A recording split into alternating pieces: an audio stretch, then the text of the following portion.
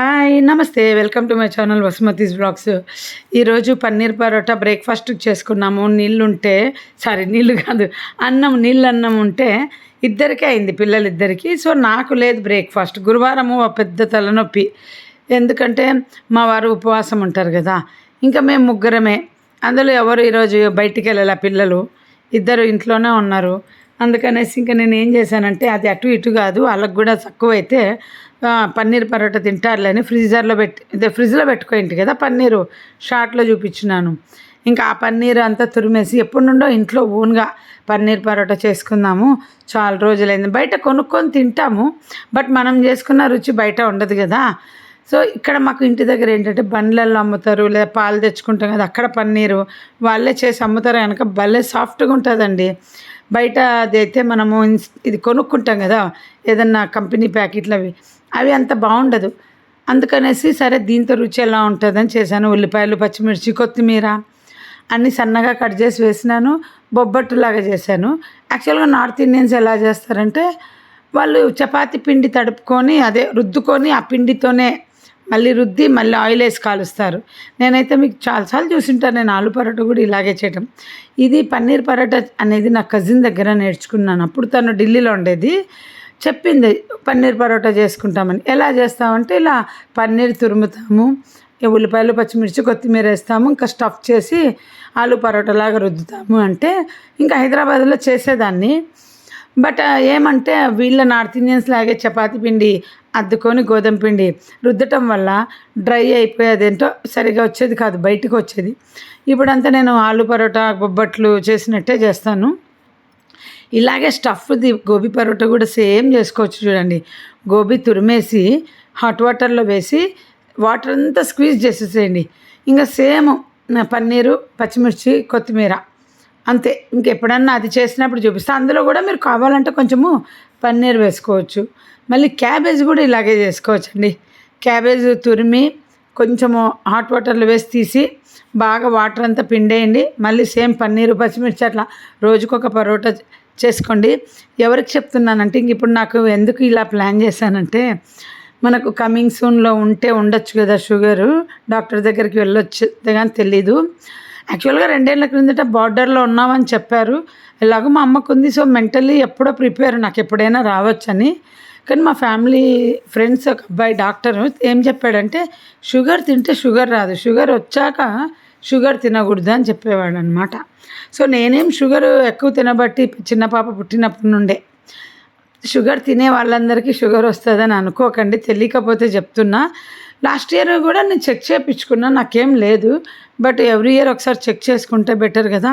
ఇంకా నేను ఎలాగో గోధుమ పిండే తినాల్సి వస్తుంది. ఇలా ఓ రోజు గోబీ పరోటా అంటే ఆయిల్ తక్కువ వేసుకొని ఇంకా కర్రీ లేకుండా నా ఒక్కదానికి ఇలా చేసుకోవచ్చు ప్లాన్ చేసుకుంటున్నా.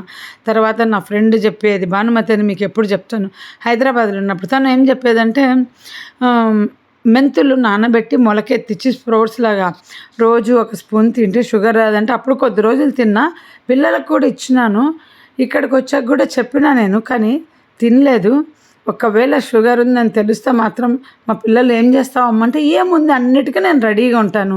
ఒకేసారి ఒక పెద్ద జబ్బు వచ్చే కంటే చిన్న చిన్న జబ్బు రావడం బెటర్. మీరేమంటారండి? ఒకేసారి పెద్ద జబ్బుతో సఫర్ అయ్యే కంటే చిన్న చిన్న జబ్బులతో రెగ్యులర్గా లైఫ్ లాంగ్ సఫర్ అవడం బెటర్ అని. నాకు అందులో చిన్నప్పటి నుండి ఎవరికి రాని నడుము నొప్పి, తర్వాత థ్రోట్ ప్రాబ్లము, చెవి ప్రాబ్లం ఫేస్ చేశాను.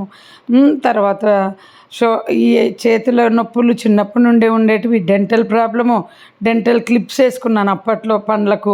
ఇలా రెగ్యులర్గా ఏదో ఒక ప్రాబ్లంతో నేను ఉంటూనే ఉంటా. ఇంకా మాకు పర్మనెంట్ సైట్ అనేది ఒకటి ఉంది, దాన్ని చెకప్ చేయించుకో, మేము డాక్టర్ల కాడికి పోకుండానే ఉండేదే ఉండదు. ఇంకా ప్రెగ్నెన్సీ టైంలో ప్రాబ్లమ్స్ వాటిని చేసుకోవటము, ఇంకా అలవాటు నేనేమి హెల్తీగా ఉండే పర్సన్ కాదు. కానీ అన్నిటికీ నేను మందులు వేసుకుంటూ నా బాడీని నేను సెట్ చేసుకున్నా. నేను వెళ్ళినప్పుడు అందులో మాకు ఇక్కడ ఈ డాక్టర్ ఏం చెప్పాడంటే, ఈ వెదర్కు మీకు డిజీజులు ఎక్కువ వస్తాయని చెప్పాడు ముందే వచ్చిన కొత్తలో. మీ ఇంట్లో మీ కిచెన్ ఎట్లా ఇంపార్టెంట్, ఒక డాక్టర్ కూడా మీ ఇంటికి ఉండాలని చెప్పాడు. అది పక్కా అయిపోయిందన్నమాట. బెంగళూరులో ఇంత డాక్టర్ల కాడికి వెళ్ళడం, మెడిసిన్స్ తినడం ఉండేది కాదు నాకు. ఇప్పుడు పిల్లలు కూడా కంపల్సరీ మా చిన్నదానికైతే మైగ్రేను, మా పెద్దదానికేమో లాక్టో ప్రాబ్లం, నాకేమో అన్ని రకాల ప్రాబ్లమ్స్, మా ఆయనకైతే సైనస్ ప్రాబ్లం. రెగ్యులర్గా అందరికీ అన్ని ప్రాబ్లమ్స్ ఉంటాయి, హెల్త్ ఇష్యూస్. ఇంకా ఇక్కడ ఏంటంటే మాకు డి విటమిన్ కంపల్సరీ, అదే విటమిన్ డి ఎవ్రీ ఇయర్ మాకు డాక్టర్ కంపల్సరీ 4 వీక్స్ తీసుకోమన్నాడు. Every year 4 weeks or 8 weeks 8 weeks తీసుకోమన్నారండి, ప్రతి సంవత్సరం మర్చిపోవద్దని. సో గుర్తుపెట్టుకొని మేము తెచ్చుకొని వేసుకుంటుంటాం అన్నమాట. అందరికీ ఆ డాక్టర్స్ చెప్తారో లేదో కానీ ఇక్కడికి వచ్చాక నాకు B12 ప్రాబ్లం వచ్చింది. B12 ప్రాబ్లం అయితే అందరూ నాకుంది అంటున్నారు ఈ మధ్య. నాకు వచ్చే వరకు నాకు తెలీదు B12 ప్రాబ్లం ఫేస్ చేస్తారు అనేది. ఇప్పుడు కూడా నేను న్యూరో అంటుంటే మా పాప ఉంటుంది, దీన్ని న్యూరో అనకమ్మా, ఆర్థరైటిస్ అంటారు, న్యూరో ప్రాబ్లం అంటే ఎవరికి అర్థం కాదు, ఆర్థరైటిస్ అని చెప్పు అని అన్నది. ఇంకా డాక్టరు నిన్న మందు పొద్దున ఖాళీ కడుపుతో వేసుకొని ఇచ్చాడు, ఈరోజు వేసుకోలేదు. చాలా చాలా టేస్టీగా ఉందండి నిజంగా. చాలా కాలం తర్వాత చేసుకున్న పన్నీర్ పరాటా. ఆ పన్నీర్తో ఏం చేయాలనుకున్నా అంటే యాక్చువల్గా నేను ఇదే ప్లేట్లో తినేస్తాను. ఇంకా నేను సపరేట్ ప్లేట్ పెట్టుకోను. ఏం చేయాలనుకున్నానంటే ఆ పన్నీర్తో మా చిన్నదాని ఫ్రెండ్ వాళ్ళమ్మ ఒకరోజు వాళ్ళ ఇంటికి వెళ్తే 2 years కిందట రాత్రి 9ంటికి టకటక పన్నీర్ పకోడా వేసి ఇచ్చింది. సో అందుకని నేను పన్నీర్ పకోడా చేద్దామని ఆ పీస్ అలాగే పెట్టుకొని మా కోతులు తినరు, నేను అంత కష్టపడి చేయడం ఎందుకు. మన శనగపిండి దాంట్లోనే డిప్ చేసి 2 minutesలో ఒక 6 పీసులో 7 పీసులో పెట్టిందండి నాకు మా ఆయనకు. అంటే వేరే స్నాక్తో పాటు అరే బలుంది ఐడియా, టక్కున బజ్జీలాగేసి వేయచ్చు కదా, టేస్ట్ బలుండింది, బాగా చేస్తుంది మా వంటలు. దానికి ఒకసారి చేసుకొని తిందామని ఆశ పెట్టుకున్నా.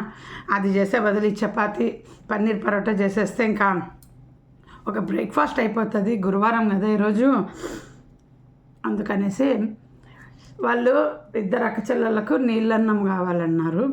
నీళ్ళన్నం పెట్టేశాను. కొంచెం తక్కువ అయితే చెర్రీ 2 పరోటాలు తీసి పెట్టే వాళ్ళకు, ఇంకా మిగిలిన 3 నేను తింటున్నా. చేసుకొని తినండి.